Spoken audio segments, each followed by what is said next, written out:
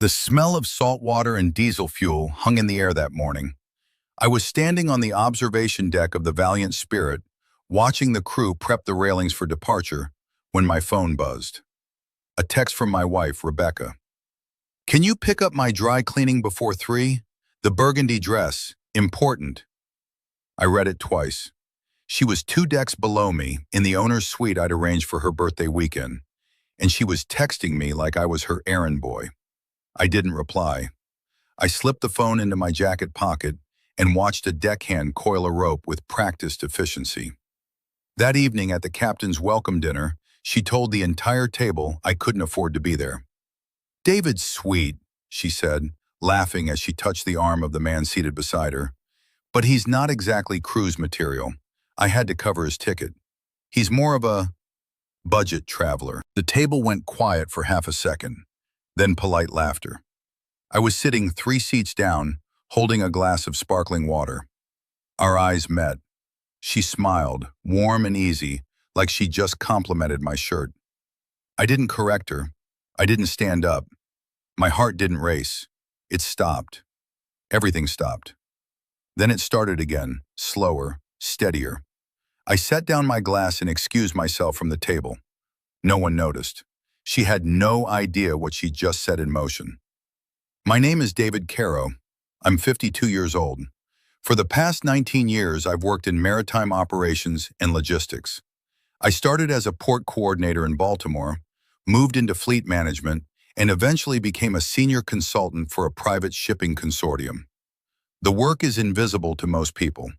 No one asks what you do when you say logistics. Their eyes glaze over. Rebecca's did, early on. We met at a fundraiser in 2006. She was a realtor, sharp and confident, the kind of woman who could work a room. I was quiet, methodical, comfortable in corners. Somehow it worked. We married 14 months later. For years, the marriage was stable on the surface. We had routines. Sunday mornings, she made French toast. I handled the bills. We took 1 vacation a year, always somewhere she chose. I didn't mind. I'm not a man who needs the spotlight. But there were moments, small ones, like the time I suggested we invest in a rental property together, and she said, "Honey, I handle the real estate. You handle whatever it is you handle." She was smiling when she said it. Or the dinner party where her colleague asked what I did, and before I could answer, Rebecca said, "He pushes paper around. Very exciting stuff." Everyone laughed. I let it go. I let a lot go. Money was never tight. My salary was solid, and she made good commissions. We lived well. But somewhere along the way, she started treating my income like background noise. Her earnings were ours. Mine were just expected. 3 years ago, I was offered a buyout opportunity. A private equity group was acquiring the consortium's cruise line assets. They needed someone who understood operations, someone who could transition quietly into ownership without disrupting the brand. I leveraged everything I had, took on debt, restructured my retirement accounts. I bought a 12% stake in the Valiant Spirit and 2 smaller vessels. I never told Rebecca the details. She knew I'd changed roles, but when I said consultant, she stopped asking questions. The cruise was her idea. She wanted to celebrate her 48th birthday somewhere glamorous. I suggested the Valiant Spirit. She looked it up, saw the price point, and said, "David, that's like $8,000. We can't do that." I told her I'd take care of it. She assumed I'd found some kind of group discount. The betrayal didn't happen all at once. It built. 2 days before the cruise, we were in the kitchen. I was unloading groceries. She was on her phone, scrolling. "I invited Marcus," she said. I looked up. "Marcus?" "From the office. He just went through a divorce. I thought it would be nice. You don't mind, right?" I did mind, but I said, "Sure." That night, I checked our joint credit card statement. She'd booked him a suite, separate room, but still, $1,600. I didn't say anything. On embarkation day, Marcus was there at the dock, tanned and grinning, overnight bags slung over his shoulder. Rebecca hugged him like they were old friends. Maybe they were. I shook his hand. He had a firm grip and cologne that smelled expensive. At the welcome dinner, she seated herself between Marcus and a couple from Denver. I ended up across the table, next to an older woman who spent 20 minutes telling me about her grandchildren. Then Rebecca started talking. "This ship is incredible," she said. "I've always wanted to do something like this, but David's never been able to swing it. He's got a good heart, but money's tight, you know." She glanced at me, her expression soft, almost sympathetic. I finally just said, "Forget it, I'm booking it. He can pay me back later." Marcus nodded, sipping his wine. "That's generous of you." "Well," Rebecca said, adjusting her bracelet, "someone has to be the grown-up." The table chuckled. I felt my throat tighten, not with anger, but with something colder. Clarity. I stood up. "Excuse me," I said. "I need some air." Rebecca waved without looking. "Don't be long. Dessert's coming." I walked down to the lower promenade deck. The ocean was black and still. I leaned against the railing and pulled out my phone. I opened the consortium's operations app and checked the passenger manifest. There she was, Rebecca Caro, Suite 407, guest of honor, comp rate applied. Marcus Hall, Suite 409, paid in full, by her. I checked the time, 9:14 p.m. That was the moment something inside me went quiet. I didn't go back to the suite that night. I took a service elevator down to crew quarters and knocked on the door of Leo Ventura, the ship's hotel director. He'd worked with me for 6 years, since before the acquisition. "David?" He blinked, surprised. "Everything okay?" "I need a crew cabin for the rest of the voyage," I said, "and I need you to keep it off the manifest." Leo didn't ask why. He handed me a keycard. "Deck 2, starboard side. Quiet down there." The cabin was small. A bed, a desk, a porthole. I sat on the edge of the mattress and opened my laptop. I pulled up our joint banking records, credit card statements, investment accounts. I'd always had access. I just never looked closely. There were charges I didn't recognize. Dinners, weekend trips, a jewelry purchase in March for $3,200. I'd never seen the piece. I took screenshots. I created a folder. I labeled it Evidence. I wasn't angry. I was focused. The next morning, I called my attorney, Richard Moss. He'd handled the acquisition paperwork. I trusted him. "David," he said, "you're calling from a cruise ship?" "I need to start divorce proceedings," I said, quietly. "I'll send you documentation when I'm back." "Understood," Richard said. "How bad is it?" "Bad enough," I said. "I'll know more in 72 hours. I hung up. My hands were steady. Silence wasn't surrender. It was strategy. Over the next 3 days, I moved carefully. I attended scheduled excursions but avoided Rebecca and Marcus. When she texted asking where I was, I replied with short, polite answers. Exploring. Grabbed lunch. Needed a walk. She didn't press. She was busy. I watched them from a distance. Cocktails by the pool.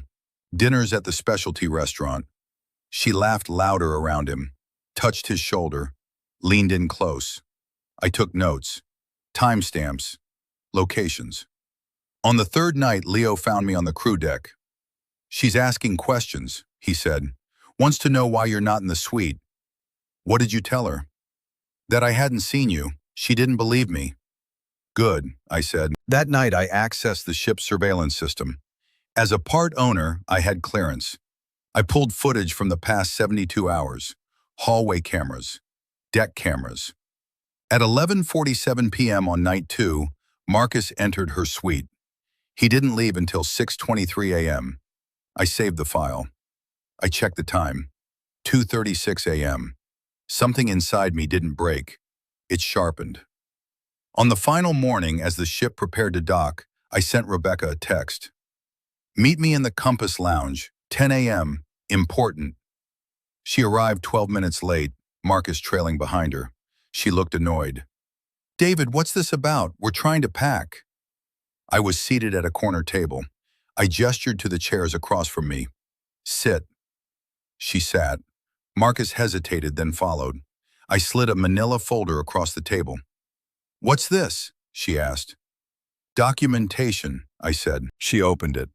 Bank statements, credit card records, screenshots of her text to Marcus from 4 months prior, long before the cruise, the jewelry receipt, the hotel bookings in cities I'd never visited with her.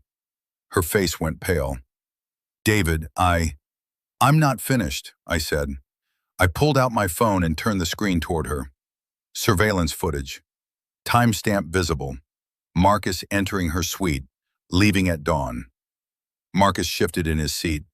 Man, listen. I'm not talking to you, I said. I didn't raise my voice. I didn't need to. Rebecca's hands were shaking. You spied on me? I reviewed footage from my ship, I said. She blinked. Your ship? I own 12% of this vessel, I said. I've owned it for 3 years. You were my guest, both of you. The color drained from her face completely. You told a room full of strangers I was too poor to afford this, I continued. You humiliated me, and you brought him. I didn't know, she whispered. You didn't ask, I said. Marcus stood up. I should go. You should, I said. He left. The door clicked shut behind him. Rebecca reached for my hand. I pulled it back. David, please, I made a mistake. I can fix this. You can't, I said. I love you. You love the version of me that stayed quiet, I said. I'm done being that man. I stood up. I placed a business card on the table. Richard Moss, attorney at law. You'll be hearing from him, I said. Don't contact me directly. David. I walked out. I didn't wait for her response. I didn't look back. 2 weeks later, I changed the locks on our house. Rebecca had moved in with her sister. The attorney sent the first round of paperwork. She tried to call. I didn't answer. She sent emails. I forwarded them to Richard. One morning, I sat on the back porch with coffee and watched the sun rise over the trees. The air was cool. The birds were loud. Everything felt lighter. I didn't feel triumphant. I felt unburdened. There's a difference between winning and being free. I chose freedom. Rebecca signed the papers 6 weeks later. The settlement was fair. I kept the house. She kept her business. We split the joint accounts. I didn't fight her on the small things. I didn't need to. The last time I saw her, she was loading boxes into her car. She looked tired, smaller somehow. I'm sorry, she said. I believed her. But sorry doesn't undo what's done.